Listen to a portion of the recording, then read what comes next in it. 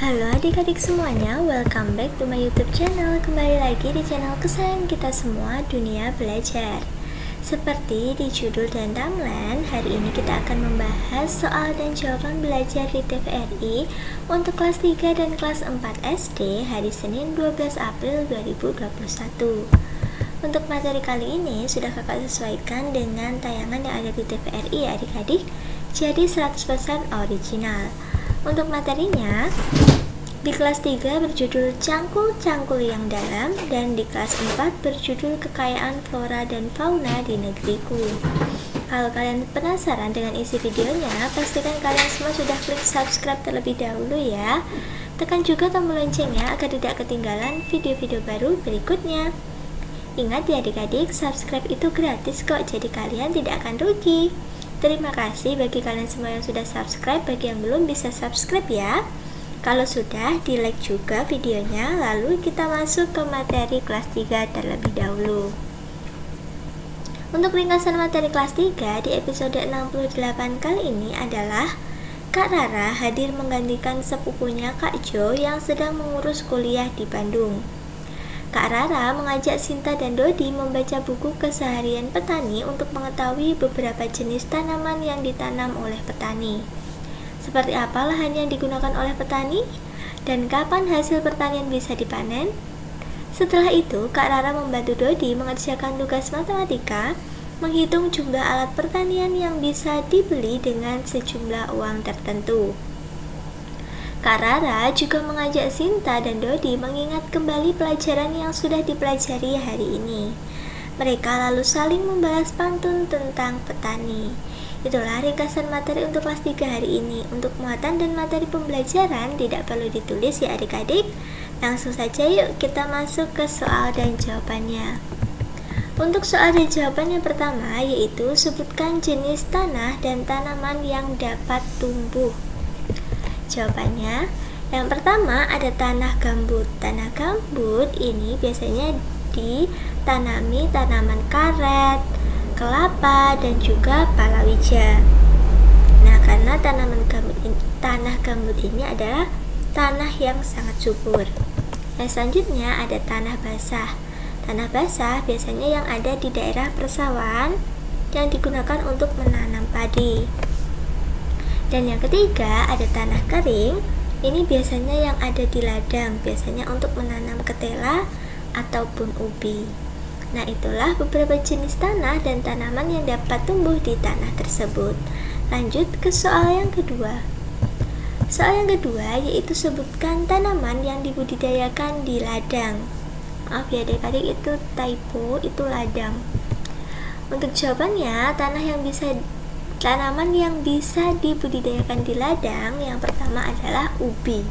Ingat ya adik-adik bahwa tanah yang ada di ladang itu adalah jenis tanah yang kering, sehingga bisa digunakan untuk menanam ubi, singkong, kelapa, maupun jagung. Nah, itulah beberapa tanaman yang dapat ditanam atau dibudidayakan di ladang. Kalau kalian tahu yang lainnya, kalian bisa tulis di kolom komentar ya, agar teman-teman yang lain bisa sambil belajar. Oke, terima kasih. Untuk kelas 3 cukup sampai sini dulu. Sekarang kakak lanjut untuk materi kelas 4. Untuk ringkasan materi kelas 4 di episode 68 kali ini adalah Vivi bertanya mengapa ada hewan yang sulit dijumpai.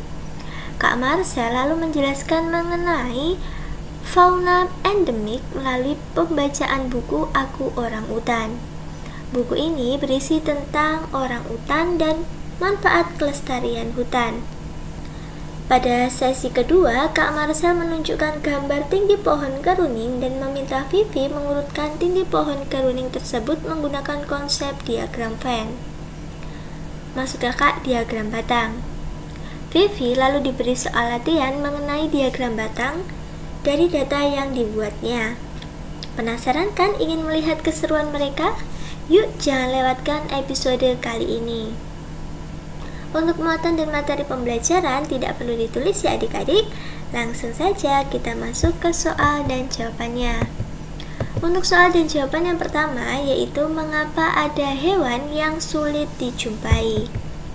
Jawabannya, karena hewan tersebut hampir punah karena diburu, ataupun tidak bisa menyesuaikan dengan cuaca yang ekstrim sehingga banyak hewan yang mati dan akhirnya sulit dijumpai.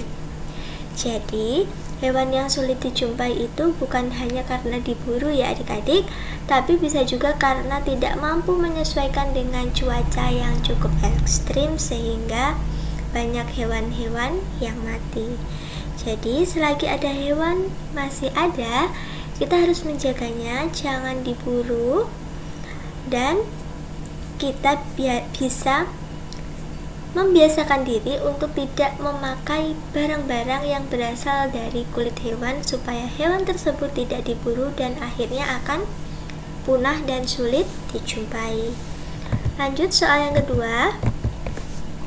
Soal yang kedua yaitu fauna endemik adalah spesies hewan alami yang hidup dan mendiami suatu wilayah atau daerah tertentu, sehingga menjadi ciri khas dari suatu wilayah yang tidak ditemukan di lokasi lainnya. Contohnya nih, burung cendrawasih itu ada di Papua. Nah, itu adalah salah satu contoh dari fauna endemik yang menjadi ciri khas daerah tertentu, seperti cendrawasih tadi dari mana adik-adik? Dari Papua. Kalau di daerah tempat tinggal kalian ada fauna endemik, kalian bisa tulis di kolom komentar ya, supaya yang lain bisa sambil belajar. Oke, terima kasih untuk sudah menyaksikan video hari ini dari awal sampai akhir. Jangan lupa di like kalau kalian suka dengan videonya, share video ini ke teman-teman kalian, komen jika ada yang kurang jelas, dan follow juga Instagram kakak di @duniabelajar22. Sampai jumpa di video-video baru berikutnya.